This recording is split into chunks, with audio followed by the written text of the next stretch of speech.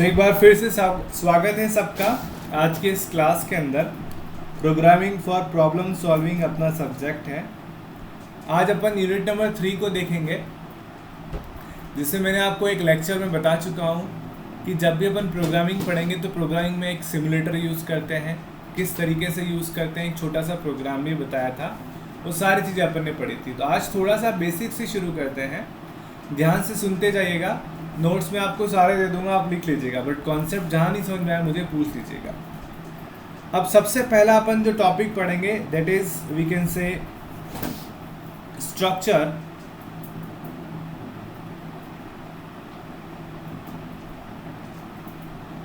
Of C programming.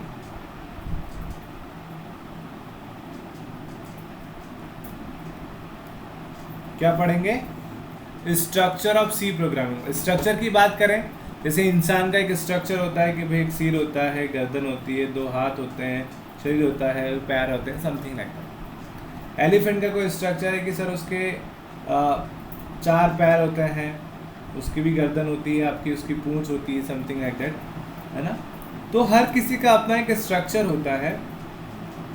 उसी प्रकार अगर अपन प्रोग्रामिंग की बात करें तो प्रोग्रामिंग का भी एक सिंटैक्स होता है। स्ट्रक्चर बोल दो, सिंटैक्स बोल दो, है ना। स्ट्रक्चर कह दो या मैं सिंटैक्स कह दूँ, क्या उसका फॉर्मेट है वो आज अपन छोटा सा एक देखेंगे। तो जब भी आप सी प्रोग्रामिंग बनाओगे तो सबसे पहला जो सेक्शन आता है, जिसको सबसे पहला सेक्शन करेंगे, उसको हम बोलेंगे कमेंट। क्या बोलेंगे इनको अपन? कमेंट सेक्शन बोलेंगे। कमेंट मतलब आपने कोई कोड लिखा, जैसे होता है ना बहुत सारे मोबाइल वगैरह या बहुत सारे सर्किट आप खोलोगे तो सर्किट पे कुछ लिखा होता है। वो लिखा होता है, वो काम नहीं करता है, लेकिन जो आदमी उसके ऊपर काम कर रहा होता है उसको पता चलता है कि लिखा हुआ इससे कि ये कौन सा कंपोनेंट है, इसका क्या यूज़ है। उसी प्रकार प्रोग्रामिंग के अंदर भी यदि अगर अपन कोई कमेंट लिख लें किसी कोड के आगे तो अपन को पता चल जाएगा कि उस कोड का उपयोग क्यों कर रहे हैं। तो कमेंट ये 2 प्रकार के होते हैं। पहला होता है सिंगल लाइन और दूसरा होता है मल्टीपल लाइन। ठीक है। दूसरा जो पोर्शन होता है that is simply known as a header file.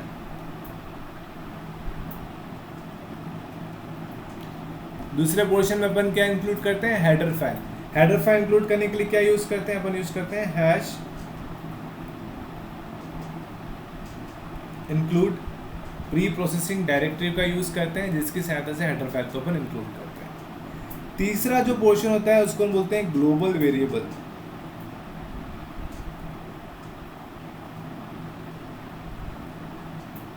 क्या बोलते हैं? Global variable. अब ग्लोबल वेरिएबल क्या बोला है, अभी अपन कॉन्सेप्ट देखेंगे तो आपको समझ में आ जाएगा। चौथा जो होता है उसको हम बोलते हैं मेन फंक्शन। लिखते हैं ना अपन वॉइड मेन फंक्शन होता है, उसकी ओपनिंग बॉडी होती है, उसकी क्लोजिंग बॉडी होती है, और लास्ट 5वां जो होता है उसको हम बोलते हैं सब फंक्शन।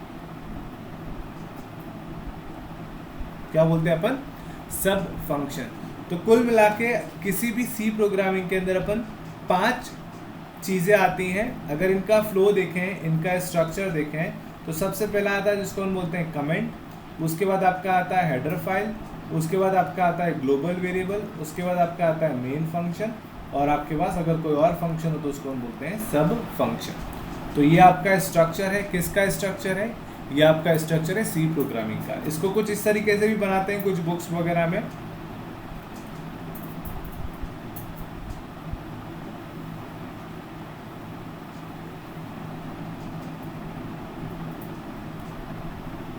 कुछ बुक्स में ऐसे बॉक्स में भी बनाते हैं।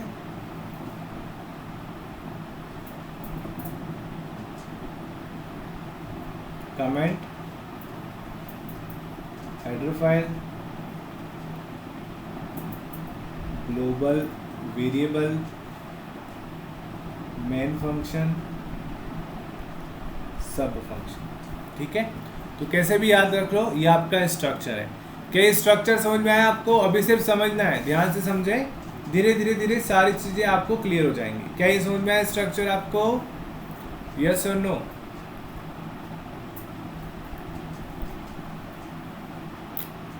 चलो बहुत बढ़िया, आगे बढ़ते हैं। नेक्स्ट देखें, इसके बाद जब भी कोई भी आप काम करें, फॉर एग्जांपल अगर आप और हम बात कर रहे हैं, वी यूज़ सम सिंटैक्स।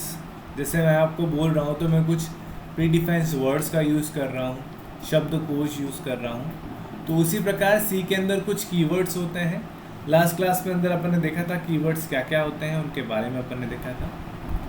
साथ ही इसमें कुछ प्रीडिफाइंड फंक्शंस होते हैं जिनको अपन हेडर फाइल की सहायता से अपने प्रोग्राम में इंक्लूड कर सकते हैं। जैसे आज मैं आपको कोई मैथ्स का क्वेश्चन बताऊंगा, तो मैथ का क्वेश्चन पढ़ने से पहले मैथ के जो बेसिक कॉन्सेप्ट हैं, एडिशन, मल्टीप्लिकेशन, सब्सट्रैक्शन और जो और बेसिक कॉन्सेप्ट है वो आपको आने चाहिए।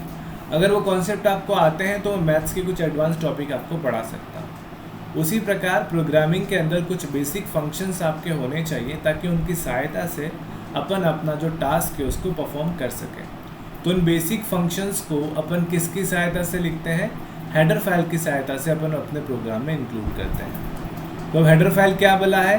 तो header file is nothing but it is a collection of pre defined functions. पहले से बने हुए जो फंक्शंस हैं उनके कलेक्शंस को क्या बोलते हैं अपन? हेडर फाइल बोलते हैं।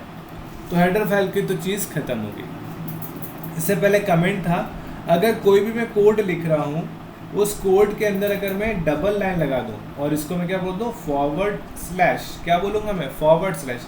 आगे झुके हुए को फॉरवर्ड स्लैश कहते हैं, पीछे झुके हुए को अपन क्या बोलते हैं? Back slash. तो अगर मैं फॉरवर्ड स्लैश लिख लूँ किसी भी लाइन के आगे, तो वो क्या बन जाएगा? सिंगल।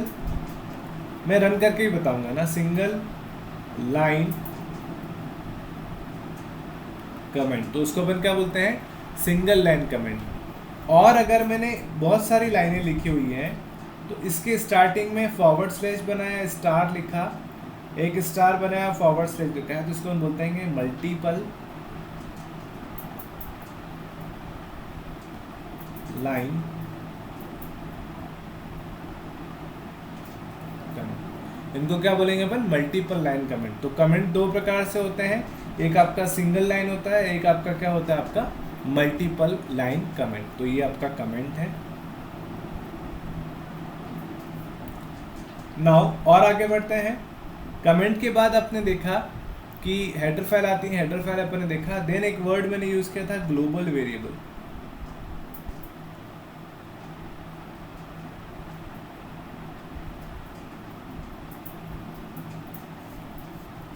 ग्लोबल वेरिएबल का मतलब क्या होता है? देखो, एक वर्ड आगे और यूज आएगा, लोकल वेरिएबल।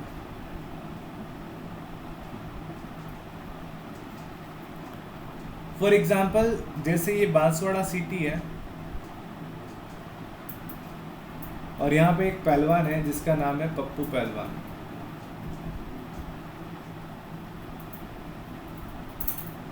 क्या नाम है उसका? पप्पू पहलवान कोई नाम है।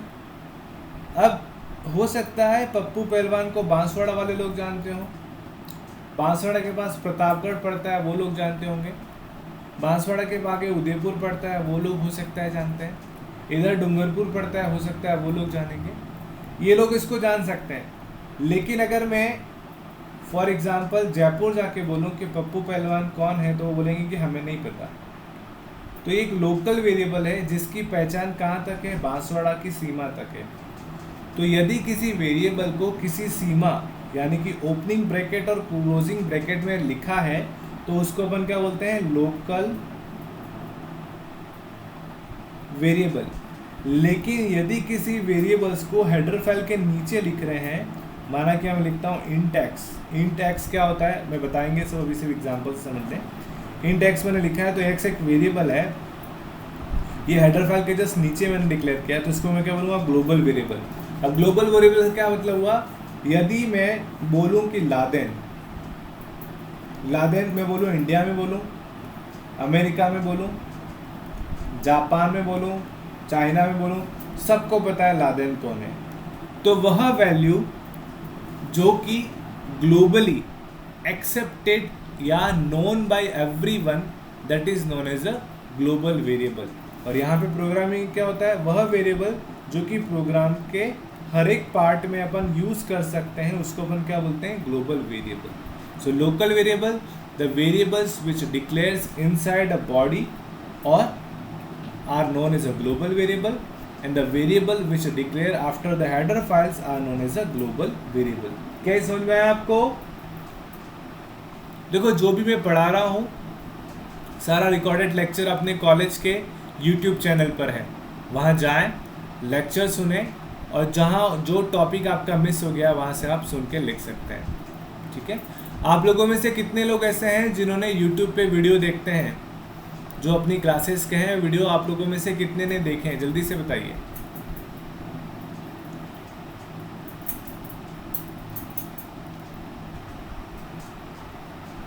हिमांशु सैनी ने देखे हैं, ओके। सैनेश ने भी देखे हैं, ओके। सोनिया, पवन, राहुल, बहुत बढ़िया। तो YouTube पे वीडियो चढ़ाने से फ़ायदा होता है आपको, वो वीडियो ऊपर वहाँ लिखते हैं अपन, तो फ़ायदा होता है आपको उससे, यस, ओके।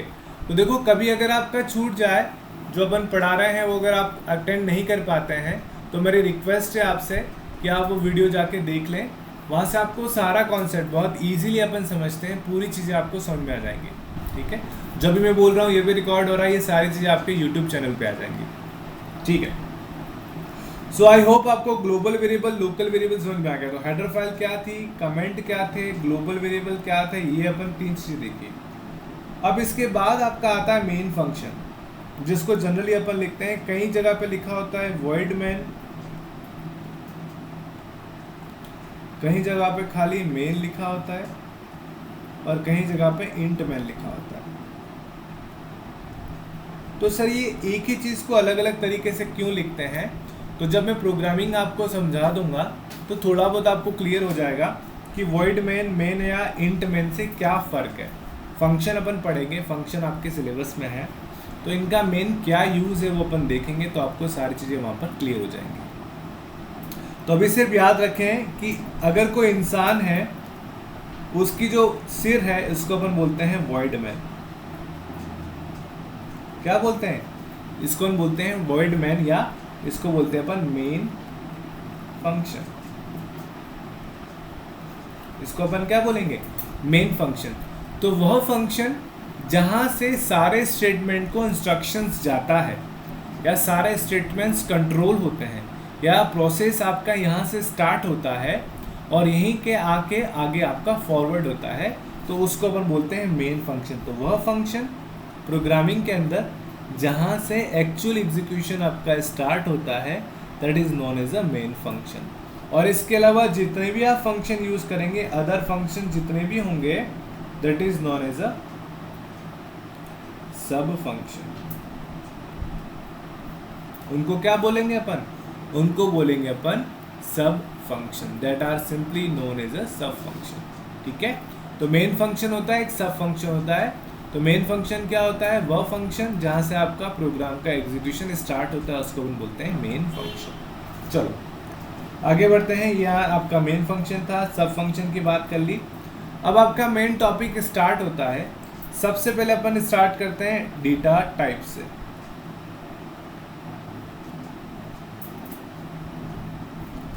तो ध्यान से सुन लेना, जहाँ नहीं समझ में आया मुझे पूछ लेना। आज पूरा कॉन्सेप्ट समझा रहा हूँ बेसिकली, जो नहीं समझ में आया मुझे बता दीजिएगा। तो इनिशियली अब डेटा टाइप को पूछने के अलग अलग तरीके हैं। जनरली कभी कभार ऐसा भी पूछा जाता है कि अगर मैं लिख दूँ यहाँ पे डेटा टाइप, तो इसको 3 कैटेगरी में बांटा गया। एक बोलते हैं बिल्ट इन, या प्रीडिफाइन। दूसरा जो टाइप होता है उसको बोलते हैं derived,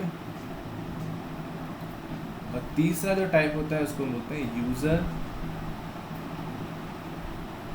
define. So built in, derived और यूजर डिफाइन। अब बिल्ट इन की बात करें तो इसमें क्या क्या आता है?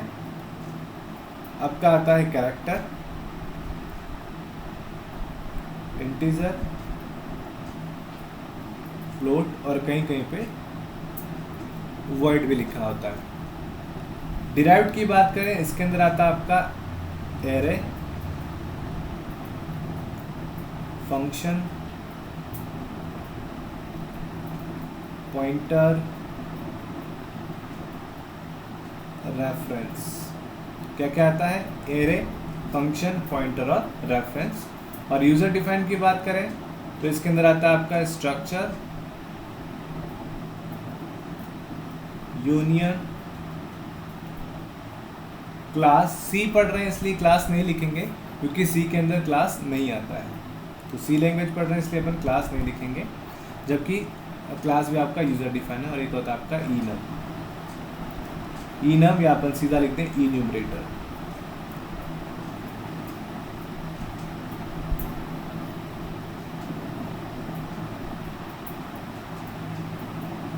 क्या बोलते हैं इसको अपन? इन्यूमरेटर। तो कितने टाइप्स हो गए आपके? 1 2 3 4 बेसिक टाइप हो गए, 1 2 3 4 डिराइव्ड हो गए, 1 2 3 आपके यूजर डिफाइन हो गए। अब एग्जाम में आएगा तो आप ये भी लिख सकते हैं, या सीधा सीधा अगर आप ऐसा लिख दो, इंटीजर, कैरेक्टर, फ्लोट, डबल और वॉइड, ये भी लिख सकते हैं। लेकिन ये कौन से हुए? ये तो पहले ही हुए। तो कोशिश करें इस डायग्राम को याद करने की। मैं आपको नोट्स जो दूंगा उसमें भी आपको मिल जाएगी ये सारी चीज़ें। सो बिल्ट इन डेटा टाइप का मतलब होता है वह डेटा टाइप जो पहले से आपके प्रोग्रामिंग के अंदर मौजूद हैं। कौन कौन से हैं? कैरेक्टर है, इंटीजर है, फ्लोट और वर्ड है। इन सब का आज अपन पोस्टमार्टम करेंगे और देखेंगे कि इनका क्या मतलब है। एक एक बारीक सी चीज़ देखेंगे। ये आपको समझ में आ गया तो आप समझ लीजिए कि सारे कॉन्सेप्ट आपको समझ में आ जाएंगे। सिमिलरली डिराइव्ड डेटा टाइप की बात करें तो डिराइव्ड मतलब क्या हो गया? इनसे मिलकर बना हुआ। जैसे अपन बात करें छाछ, तो छाछ डिराइव्ड है किससे? दूध से। सो बटर इज जो होती है that is become from a milk, तो मिल्क से बनती है आपकी बटर, छाछ बनती है। तो छाछ आपकी क्या है? डिराइव्ड है। उसी प्रकार इन बेसिक चीज़ों से मिलकर अपन जो कुछ डेटा टाइप्स बनाते हैं उनको बोलते हैं डिराइव्ड। ये आपके सिलेबस में एरे अपन पढ़ेंगे, फंक्शन, पॉइंटर और रेफरेंस भी अपन पढ़ेंगे। और कुछ डेटा टाइप ऐसे होते हैं जिनको यूज़र अपनी आवश्यकता अनुसार बनाता है, उनको अपन क्या बोलते हैं? User defined data types. इसके अंदर स्ट्रक्चर, यूनियन एंड इन्यूमरेटर आपका आता है।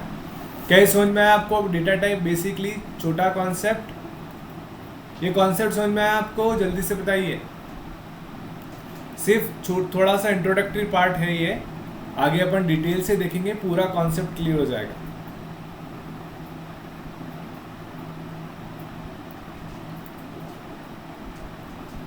चलो देखो, अब डेटा टाइप समझ में आ गया तो अब यहां से अपन थोड़ा सा डिटेल में समझने की कोशिश करते हैं। मेरा आपको बताया एक जो वेरिएबल है दैट इज नॉन एज अपन सिंपल सा कह सकते हैं, एक वेरिएबल आपका था कैरेक्टर, एक वेरिएबल अपन बात कर रहे हैं इंटीजर की, और एक वेरिएबल बात कर रहे हैं फ्लोट की। इन तीनों को अपन पहले समझ लेते हैं। अब क्या होता है, आपने देखा होगा कि किसी बाइक के अंदर जो गियर है, किसी के अंदर 4 गियर है, किसी के अंदर 6 गियर है, किसी के अंदर 5 गियर्स हैं। अलग अलग गियर्स आते हैं अलग अलग गाड़ियों के अंदर। अब चीज़ एक ही है लेकिन उसको प्रस्तुत करने का जो तरीका है वो अलग अलग है। उसी प्रकार अपन 2 सिमुलेटर यूज करते हैं। एक आपका आता है C++ वाला देव, और एक आपका आता है टर्बो C++, ठीक है। इसका जो सिमुलेटर होता है उसके अंदर जो कैरेक्टर होता है उसकी साइज होती है 2 बाइट। अब बाइट क्या भला है ये आप मैं जानता हूँ, ऐसे समझता हूँ कि आप जानते होंगे। जैसे कंप्यूटर की मेमोरी की सबसे छोटी इकाई कहलाती है बिट। क्या कहलाती है? अगर अपन बात करें मेमोरी की तो सबसे छोटी इकाई कहलाती है आपकी बिट। 4 बिट मिलकर बनता है एक निबल, 8 बिट से एक बनता है बाइट, 8 बाइट से आपका बनता है, 8 बाइट नहीं लिखेंगे, 1024 बाइट से आपका मिलके बनता है 1 किलोबाइट, 1024 किलोबाइट से आपका बनता है 1 मेगाबाइट, MB अपन बोलते हैं। 1024 MB से आपका मिलके बनता है 1 गीगाबाइट GB अपन बोलते हैं। 1024 GB से आपका मिलकर बनता है 1 टेराबाइट। इसके आगे भी और भी आ गए हैं, उसको समझने की अभी ज़रूरत नहीं है। तो जो मेमोरी होती है उसके अंदर सबसे छोटी यूनिट जो होती है उसको बोलते हैं अपन बिट, BIT बिट। फिर उसको 4 जोड़ दें, 4 बिट ले लें तो क्या बन जाता है आपका निबल। क्या बन जाता है आपका निबल। और 8 बिट जोड़े तो क्या कहलाएगा एक बाइट। इसका मतलब अगर मैं बोलूँ आपको कि जो कैरेक्टर है वो 2 बाइट का है, इसका मतलब इसमें कितनी बिट है, 2 × 8 बराबर 16 बिट है। क्योंकि 2 बाइट, 1 बाइट बराबर कितना होता है 8 बिट, तो 2 बाइट बराबर कितना हो गया 16 बिट। ठीक है। उसी प्रकार जैसे अगर अपन बात करें 16 बिट आपके इसके अंदर हो गए हैं, और आपका जो किलो बाइट होता है वो 1024 बाइट से आपका किलो बाइट बनता है। 1024 किलो बाइट से KB से 1024 KB से आपका 1 MB बनता है, 1024 MB से 1 GB बनता है, 1024 GB से 1 TB बनता है। इसके भी आगे करीबन 2-3 और आ गए हैं। ये आपको पता होना चाहिए कि एक बाइट मतलब क्या होता है। जनरली आपको याद रखना है कि 1 बाइट बराबर 8 बिट, ये यहाँ पर आपको याद रखना है। ठीक है, आगे बढ़े। यहाँ तक कोई डाउट किसी को? जल्दी से कमेंट करिए।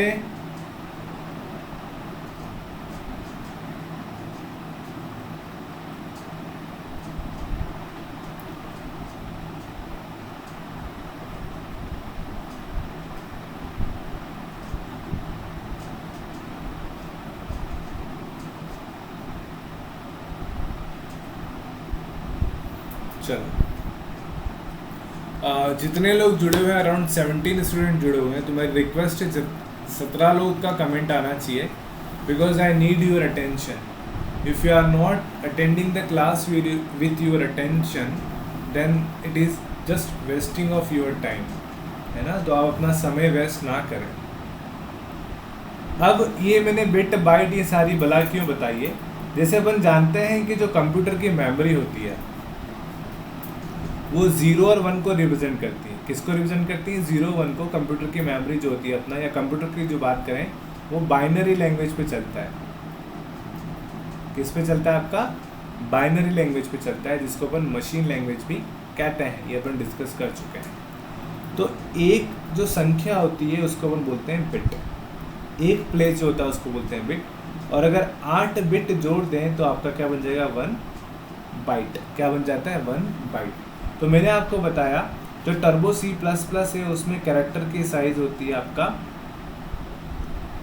1 बाइट।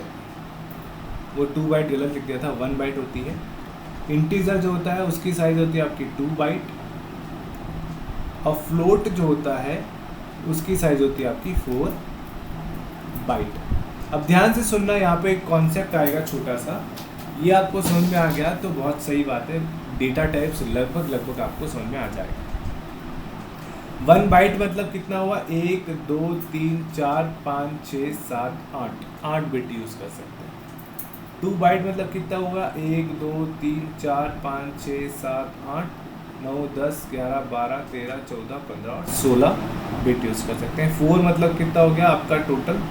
8 × 4 लगभग 32 बिट, 16 बिट, 8 बिट।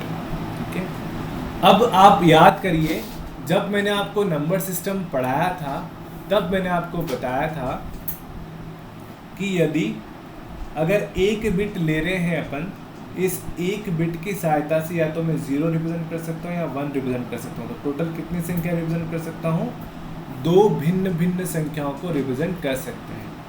अगर 2 बिट ले लें तो टोटल कितनी संख्या को रिप्रेजेंट कर सकते हैं? 2 की पावर 2 मतलब 4। ये 2 बेस है, ये आपका डिजिट्स है। 3 संख्या ले लें तो 3 संख्या से कितना? 2 की पावर 3 मतलब 8 चीज़ें। उसी प्रकार अगर अपन 8 बिट ले लें तो 2 की पावर 8 बराबर 256 डिफरेंट संख्याओं को अपन प्रस्तुत कर सकते हैं। क्या बोल रहा हूँ मैं?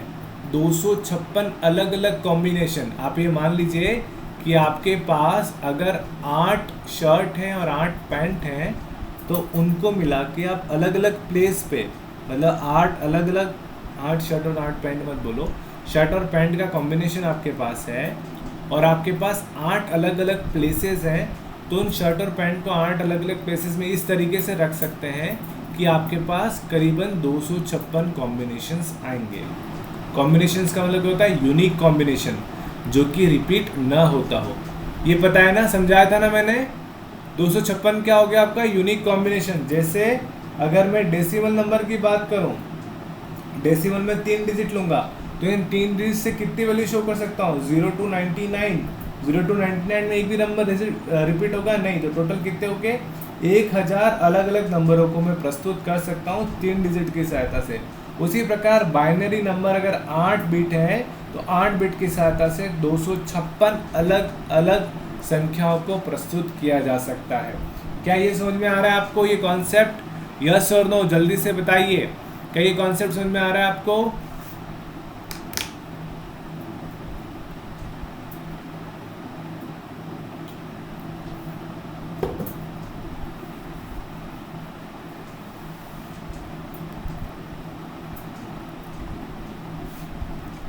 बहुत बढ़िया। अगर ये कॉन्सेप्ट समझ में आ रहा है तो अपना काम हो गया, अब कुछ भी नहीं है। Let's have a look.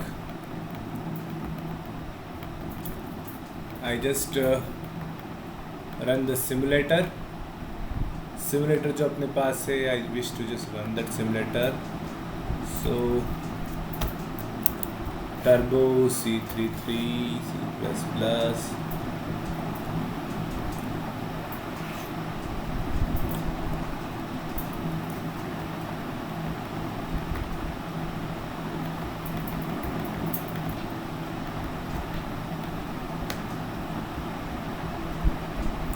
तो आई होप आपको ये दिख रहा होगा,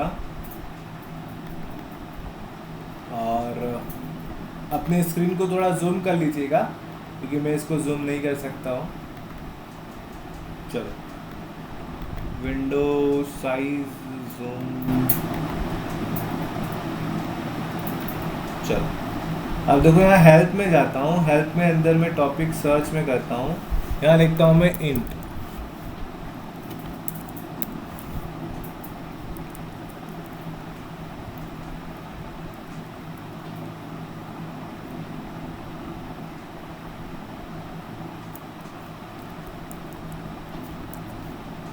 ठीक है, और यहाँ लिखता हूँ डेटा टाइप्स। तो देखो ये सारे आपके डेटा टाइप्स खुल चुके हैं। क्या खुल चुके हैं? ये सारे के सारे अपने क्या हैं? ये सारे के सारे अपने डेटा टाइप्स हैं। तो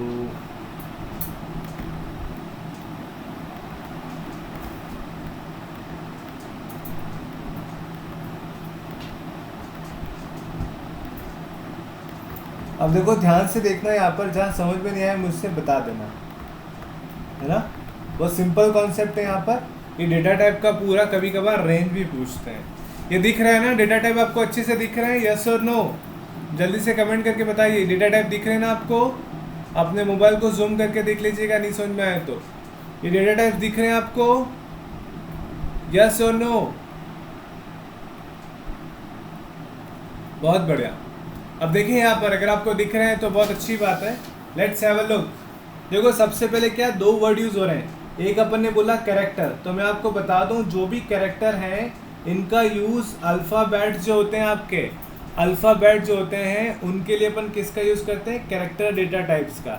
जैसे मैं आपको बोल दूं मटकी, मट्टी की यूज़ करते हैं पानी को होल्ड करने के लिए। अगर मैं आपको बोल दूं कोई थैली है ना, कोई कैरी बैग है, उसका यूज़ क्यों करते हैं? ऐसी सॉलिड चीज़ जिसको अपन उसमें डाल सकें उसके लिए अपन वो यूज़ करें। अगर मैं आप स्टील का क्लोज कंटेनर, तो ऐसी चीज़ जिसमें अपन लिक्विड चीज़ें डाल सकें उसका अपन यूज़ कर सकते हैं। उसी प्रकार अलग अलग वैल्यू को स्टोर करने के लिए अलग अलग डेटा टाइप्स बनाए गए हैं।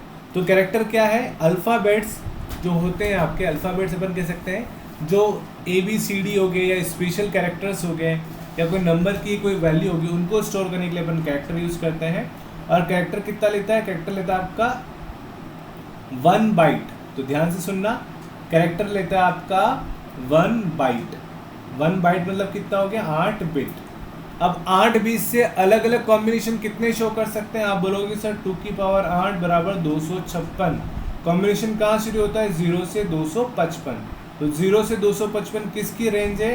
0 से 255 आपकी रेंज है अनसाइंड कैरेक्टर की। यहाँ देखो इस डायग्राम में अनसाइंड कैरेक्टर दिख रहा है आपको यहाँ पर। यहाँ अनसाइंड कैरेक्टर मतलब जिसमें कोई साइन नहीं है, तो उसकी रेंज कितनी हुई? 0 से 255। कैसे आई? 8 बीट है, 2 बाइनरी नंबर होता है, बेस 2 है, पावर 8, तो 256 कॉम्बिनेशन टोटल आते हैं। 0 से 255 टोटल 256 कॉम्बिनेशन आपके हो गए। अगर मैं सिंपल सा कैरेक्टर लिखूंगा तो कैरेक्टर में क्या होता है? आधे तो हो जाते हैं नेगेटिव और आधे होते हैं पॉजिटिव। तो आधे कैसे बांटेंगे? तो -1 से -128 कितने हो गए? 128 तो ये हो गए। अब 128 बच्चे पॉजिटिव के, तो +0 से लगाकर आपका 127, तो ये कितने हो गए टोटल? 128। 128 ये और 128 से कितने हो गए? 256। तो जो आपका वेरिएबल है कैरेक्टर है उसकी बात करें तो कैरेक्टर सिंपल सा मैंने कैरेक्टर लिखा है, तो वो 2 भागों में बटा हुआ होता है। एक होता है आपका नेगेटिव पार्ट, एक होता है आपका पॉजिटिव पार्ट। नेगेटिव पार्ट की रेंज होती है 128 माइनस से लगाकर -1 तक, और पॉजिटिव रेंज होती है 0 से 128। तो अपन कह सकते 127। 127 क्यों है? क्योंकि 0 भी आपका पॉजिटिव आता है। तो -128 टू +127 किसकी रेंज है? आपकी कैरेक्टर की रेंज है। तो देखो अगर आप इस डायग्राम में देखोगे तो कैरेक्टर की रेंज क्या है? 8 बिट इसकी साइज है, इसकी रेंज -128 लगा के +127 है। अगर इस कैरेक्टर के आगे अनसाइंड लिख देंगे तो इसकी रेंज कितनी हो जाएगी? 0 से 255। क्या ये रेंज कैसे निकली समझ में आया आपको? ये रेंज कैसे निकली समझ में आया? यस और नो जल्दी से बताइए। सोनिया को समझ में नहीं आया, वैदय को समझ में आ गया, बाकी लोगों को समझ में आया कि नहीं आया? कमेंट करके बताइए। सिर्फ 2 लोगों के कमेंट आए, बाकी लोगों को समझ में आया? सैनेश भी कह रहा है नहीं समझ में आया। बाकी लोग ओके, काफी लोग कह रहे हैं नो, काफी लोग कह रहे हैं yes. Okay, I repeat it again.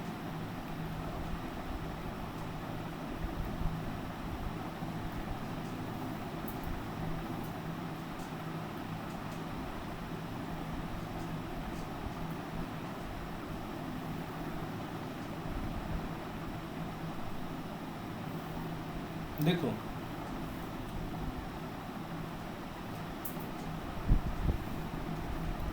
जो भी आपका कंप्यूटर होता है वो 0 1 को जानता है, या तो 0 को जानता है या फिर 1 को जानता है। ठीक है, मैं पूरा कर रहा हूँ बेटा, सुन ले एक बार। जो कंप्यूटर होता है वो तो या तो 0 को जानता है या फिर क्या जानता है? 1 को जानता है। अब 0 और 1 की सहायता से अपन क्या बनाते हैं? कॉम्बिनेशन बनाते हैं। डेटा टाइप बेसिक 3 प्रकार के होते हैं। कैरेक्टर जो कि अल्फ़ाबेट जो होते हैं उनके लिए अपन यूज़ करते हैं। इंटीजर जो कि न्यूमेरिकल वैल्यू, पूर्णांक, ये पूर्णांक होते हैं।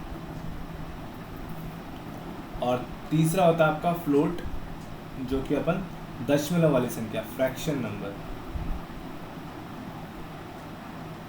जो फ्रैक्शन नंबर होते हैं दशमलव वाली संख्या होते हैं। जैसे मैं लिखूंगा a, जैसे मैं लिखूंगा b, इसके लिए इस टाइप की वेरिएबल मुझे यूज़ करने तो क्या लेना पड़ेगा? कैरेक्टर। जैसे मैं लिखूंगा 1 2 3 या 1 या 4 5, तो इस टाइप की नंबर की वैल्यू को शो करने के लिए मुझे क्या लेना पड़ेगा? इंटीजर। अगर मैं लिखूंगा 2.5 2.6, तो इस टाइप की वैल्यू को रिप्रेजेंट करने के लिए मुझे क्या लेना पड़ेगा? फ्लोट लेना पड़ेगा। ठीक है, इस टाइप की वैल्यू के लिए मुझे फ्लोट लेना पड़ेगा। अब सबकी अपनी अपनी साइज़ होती है। जो कैरेक्टर होता है उसकी साइज़ होती है 1 बाइट। जो इंटीजर होता है उसकी साइज़ होती है 2 बाइट। और जो फ्लोट होता है उसकी साइज़ होती है आपकी 4 बाइट। अब 1 बाइट 2 बाइट और 4 बाइट की बात करें तो 1 बाइट का मतलब कितना हो गया आपका? 2 की पावर 8 बराबर 256 कॉम्बिनेशन। 256 अलग अलग चीज़ों को अपन रिप्रेजेंट कर सकते हैं कंप्यूटर के अंदर। 1 बाइट मतलब 8 बिट 256। अब अगर ये अनसाइंड कैरेक्टर होता तो ये कितना? 0 से 256 अलग अलग कैरेक्टर को रिप्रेजेंट कर पाता। और इसी को अगर अपन साइन मैग्नीट्यूड में कन्वर्ट करते हैं तो -128 से -1 जो आपका है ये आपका टोटल 128 पॉजिटिव नेगेटिव के हो गए, से 0 से लगाकर 127, ये 128 टोटल कितने हो गए आपके, मैं अच्छे से लिख लेता हूँ। अगर इसको अपन सिंपल सा अगर लिख रहे हैं अनसाइंड कैरेक्टर, तो आपकी रेंज होती है 0 to 255। और मैं लिखता हूँ सिंपल सा कैरेक्टर, तो इसमें क्या होता है, आधे तो होते हैं नेगेटिव, तो 128 to -1 से लगाकर पॉजिटिव में 0 से लगाकर 127, ये होता है आपका टोटल 128, और ये होता है आपका टोटल 128, दोनों मिलाकर कितना हो गया 256, जो कि आपकी साइज़ है किसकी, कैरेक्टर की आपकी साइज़ है। अब यहाँ तक समझ में आया क्या, यहाँ तक समझ में आया नहीं आया, जल्दी से बताइए, यहाँ तक समझ में आया आपको?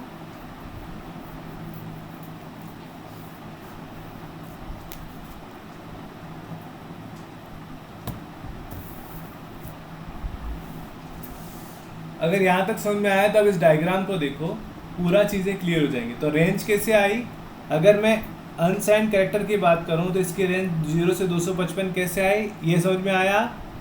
इसकी रेंज 0 से 255 कैसे आई, समझ में आया, यस और नो? ओके। अगर मैं बोलूँ कैरेक्टर सिंपल सा कैरेक्टर, तो इसकी रेंज -128 से -127 कैसे आई, ये समझ में आया? -128 से -127 कैसे आई, ये समझ में आया? देखो मेरा कर्सर मूव कर रहा है उधर, ये समझ में आया आपको, यस और नो?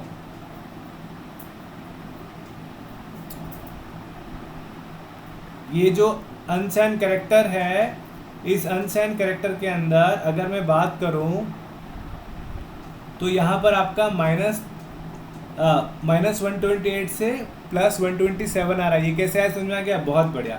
अब इंटीजर की बात करें, देखो इनम अभी छोड़ दो, इनम इंटीजर का ही पार्ट है, अपन बात करें इंटीजर की, तो इंटीजर कितने बाइट लेता है, 2 बाइट लेता है, मैंने अभी आपको बताया 2 बाइट मतलब कितना हो गया, 16 बिट। 16 बिट मतलब 2 की पावर 16 करते हैं तो कितना आता है, यह आता है आपका 65,536, टोटल कितने आते हैं, 65,536। तो रेंज कितनी होगी आपकी, 0 to 65,535, ये किसकी रेंज होगी, ये आपकी रेंज होगी अनसाइंड कैरेक्टर की, किसकी, अनसाइंड की, किसकी होगी, अनसाइंड इंटीजर की आपकी रेंज हुई। और अगर मैं सिंपल सा इंटीजर लिख रहा हूँ तो इसको आधे आधे पार्ट में बांट दो, आधा पॉजिटिव आधा नेगेटिव, तो कितना आएगा, -32768 से लगाकर +32767, ये टोटल आप जोड़ोगे तो 6536 आपके पास कॉम्बिनेशन आ जाएंगे। तो इस डायग्राम में देखो, यहाँ देखोगे तो जो इंटीजर है उसकी रेंज कितनी है, -32768 से लगाकर +32767, ये कैसे रेंज आई, समझ में आया आपको? जल्दी से बताइए, ये रेंज कैसे आई, समझ में आया आपको? इसका मतलब क्या हो गया, इसकी सहायता से 32,767 तक की वैल्यू को आप शो कर सकते हो, लेकिन इससे बड़ी वैल्यू को शो नहीं कर सकते। जैसे अपन कहते हैं ना, 5 किलो की मटकी में 5 लीटर वाटर को अपन स्टोर कर सकते हैं, ज़्यादा वैल्यू को स्टोर करने के लिए बड़ी मटकी अपन को चाहिएगी। तो ये रेंज कैसे निकली, देखो फिर से सुन लो, 2 बाइट होता है तो 2 की पावर 16 कितना होता है, 65,536। अगर अनसाइंड इंटीजर की बात करें तो अनसाइंड इंटीजर रेंज होगी 0 से लगाकर 65,535, और केवल इंटीजर की बात करें तो इसको 2 टुकड़ों में बांट दो, एक नेगेटिव टुकड़ा आएगा, एक पॉजिटिव टुकड़ा आएगा। नेगेटिव टुकड़ा की रेंज कितनी होगी, -32768 से लगाकर +32768 तक। ये सिर्फ आपको नॉलेज में होना चाहिए, ऐसा कहीं पूछेंगे नहीं।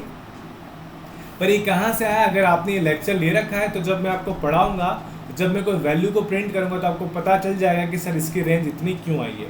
उसी प्रकार अगर आपका क्वेश्चन आए कि सर 32,000 से बड़ी वैल्यू हो तो क्या यूज़ करेंगे, तो उसके लिए अपन यूज़ करेंगे लॉन्ग। देखो यहाँ पे एक और वेरिएबल दे रखा है लॉन्ग। लॉन्ग किस लिए होता है, उसकी जो साइज़ होती है वो 4 बाइट होती है, मतलब 32 बिट हुई, तो 2 की पावर 32 जो आती है वो होता है आपका बहुत सारा। ये देखो 429496799295, ये इसकी रेंज आ गई है, ठीक है, इसकी रेंज है। और अपन सिंपल सा लॉन्ग लिखेंगे, लॉन्ग भी कभी कभार यूज़ करेंगे, तो माइनस से लगाकर प्लस तक आपकी इसकी रेंज आती है।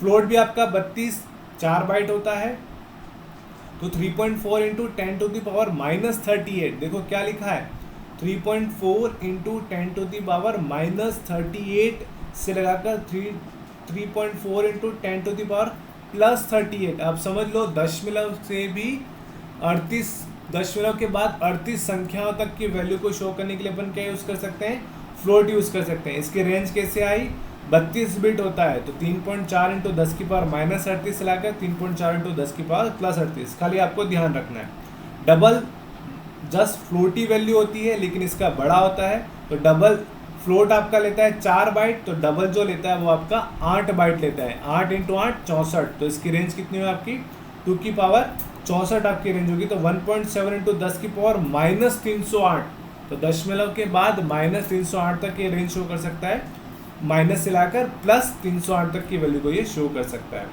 सिमिलरली लॉन्ग जो होता है उसकी साइज होती है 10 बाइट। 10 बाइट का मतलब हो गया 80 बिट, तो इसकी रेंज कुछ इस तरीके से आती है। तो ये पूरा क्लासिफिकेशन किसका है, ये पूरा क्लासिफिकेशन आपका है इंटीजर का, कैरेक्टर का और आपका फ्लोट का। फ्लोट मतलब दशमलव संख्या है, कैरेक्टर मतलब आपके अल्फाबेट्स, इंटीजर मतलब पूर्णांक संख्या है। इंटीजर को कितने भागों में बांट रखा है, एक है आपका अनसाइंड इंट, एक आपका सिंपल इंट है, एक आपका है सिंपल सा अपन कह सकते हैं लॉन्ग, या लॉन्ग में भी दो आ गया आपका, एक सिंपल सा लॉन्ग और एक आपका अनसाइंड लॉन्ग। अपन जनरल यूज करेंगे इंट को, ठीक है, बस आपको पता होना चाहिए इसलिए मैंने बताया। कैरेक्टर में भी आपका आ गया अनसाइंड कैरेक्टर और सिंपल सा आपका कैरेक्टर। फ्लोट में आपका आता है सिंपल सा फ्लोट, फ्लोट के बाद आपका डबल और यहाँ पर एक आपका लॉन्ग डबल, ठीक है, ये आपका आ गया लॉन्ग डबल। मैं सही लिख लेता हूँ इसको,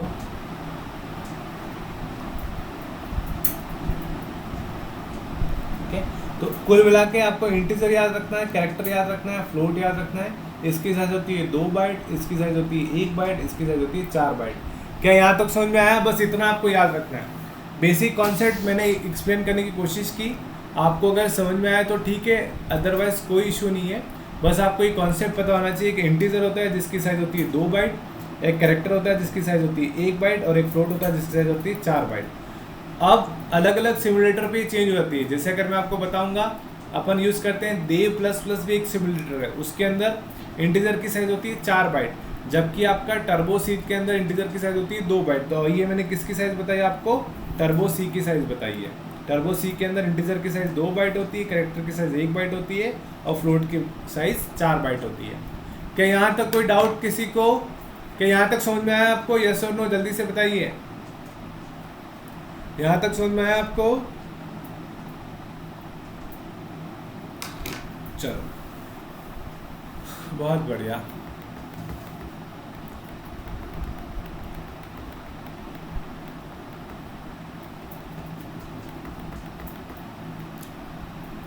So thank you very much friends, it is all from my side today.